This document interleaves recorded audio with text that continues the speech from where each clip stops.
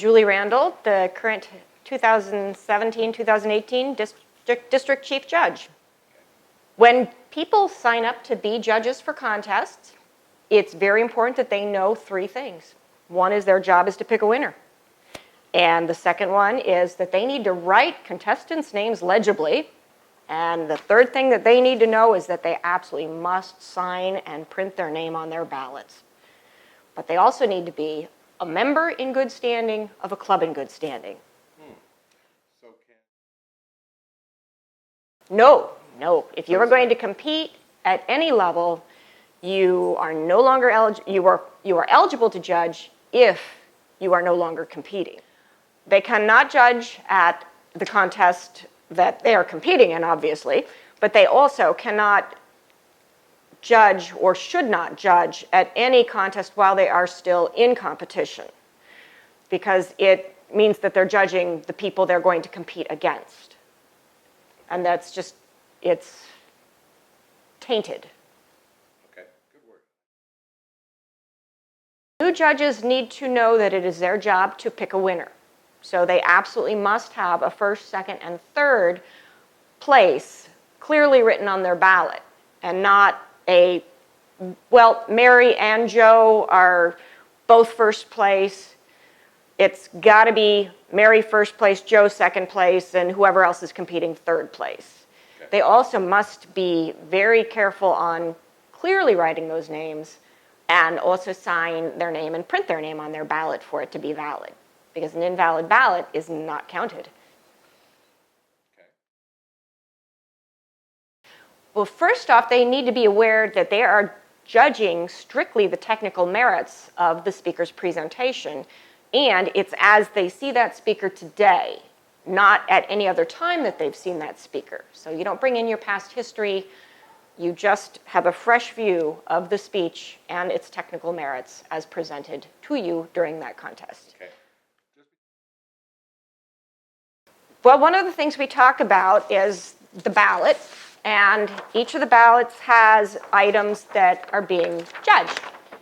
And each criteria is described on the back of the judge's ballot. And I strongly encourage anybody who's judging to read through those to make sure that they understand what each category is looking for. We also talk about how to score. And if you start every speaker down the middle, and then you bump them up a point here or a point there based on them doing better at something, and you take them down a point in another area if they do worse. For example, gestures, if they're standing in the same space on the stage for their entire presentation and they don't move at all, they're going to lose some points in their, it's the body language, physical appearance, speaking area use. So those kinds of things come into play. If they don't use vocal variety, if their speech is monotone throughout the entire presentation, they obviously haven't exercised vocal variety. But if their voice is modulating all over the place, then that person might get a few extra points. Okay. It is speech organization. It is that they have an identifiable introduction, that they have body points throughout that support their introduction, and that their conclusion wraps up the whole package so that it is a technically organized speech, that they also have the different things that we learn in Toastmasters through the Competent Communicator Manual. They have the gestures, they have the vocal variety, they have the get to the point part. It's all in how the speech is structured. It is most definitely not whether or not we like what they're talking about. All of the materials that are contest related are located on the contest tab on the d2tm.org website. And on that page, you will find examples of every speech type judging ballot that there is. And there's also the latest, greatest speech contest rulebook. And be aware that changes year to year. But there's also a typical chief judging briefing would be to, number one, talk about the ballot and what the judge needs to do on the ballot to make it valid. The other aspect of it is to talk about the fact that they're not evaluating the speech, they are judging it. And that I like to have the judges understand that it's the technical merit of that presentation as they are hearing it at that contest, and not as they have heard the speaker from previous experience, or whether they know the speaker, like the speaker, dislike the speaker. It is all what they hear at that contest during that presentation. And it's based on the technical merit of the speech, not likes, not dislikes, not prejudices, but what's on the judge's form and how are they described on the back of the form. That's what the judge needs to be grading the speaker on. The chief judge can train other people in the role of chief judge. The chief judge should take on the district level contest, but others who've been trained in the chief judge role can execute it at the division level and the area level. Well, a judge should be trained and understand what it is that they're supposed to do so that they can execute their job objectively. If a judge has not had any training, they won't understand what their role is. They can be trained if they arrive early to the contest and the person acting as chief judge has the time to walk them through what their criteria is. But with these videos, if people watch them, they'll get the basics and they'll get a refresher at every single contest. Because when you come to a contest, the chief judge walks you through a review of everything that you learn as a judge, which is what's your eligibility requirements, what are you looking for as a judge, reinforcing that you need to be objective and that you're judging, not evaluating. And let's not forget, don't pay attention to the timing lights, because whether the speaker went over time or not, or didn't make it to the minimum time, is not something that you bring into how you are rating the speaker. It is something that the chief judge worries about.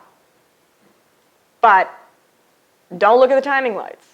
So these are the things that get reviewed prior to every contest so that you get a refresher if you have been a chief judge, and if this is your first introduction to judging, you have a foundation to work from and can feel confident in filling out the ballot. Okay. Three things that you really have to be mindful of is, one, your job is to pick the winner. You have to pick a winner. You also have to print the names of the contestants legibly so that your ballot counters can read them. And you must sign your ballot. That requires a signature and a printed name. So those three things will make your ballot valid and count towards tallying up who is the winner of that particular contest. We still need to address the tie-breaking judge. And that tie-breaking judge, in addition to needing to sign their form and print their name legibly, they need to put down the place of every single speaker. So if there's 4 speakers, they will list first, second, third, and fourth, which is very important for the tie-breaking, because if there is a tie, we have to go to the tiebreaker vote ballot. While I am the district chief judge, there is an opportunity for anyone willing to take on more responsibility who does not have a conflict of interest with any of the competitors to be a chief judge at an area level or a division level. And I strongly encourage people to take on more responsibilities. You need to have 1 clipboard per judge. So if it's the area contest, you'll need 6 clipboards, 5 per judge and 1 for the tiebreaker. Each of those will have ballots. The tiebreaker ballots are also on the d2tm.org website, along with the contest ballots. You need to make sure that the judge ballots end up on those clipboards for the 2 contests that they will have, along with a judge eligibility and code of ethics form. On the tiebreaker, you make sure that the tiebreaker ballots for those particular contests and an eligibility and code of ethics form are on that. Now, I like to add an extra touch. That's a Joyce Nugent touch of class. There's a line on the ballot that separates the criteria from the portion that gets turned in. And I take a pair of scissors and I cut a portion on either side so that the judge has just a little bit of paper to tear through to turn in their ballot. And that is the touch of Joyce Nugent class. So that's what it takes to be a quality chief judge. After the judges are briefed, one of the important things for the judges to do is find a place to sit.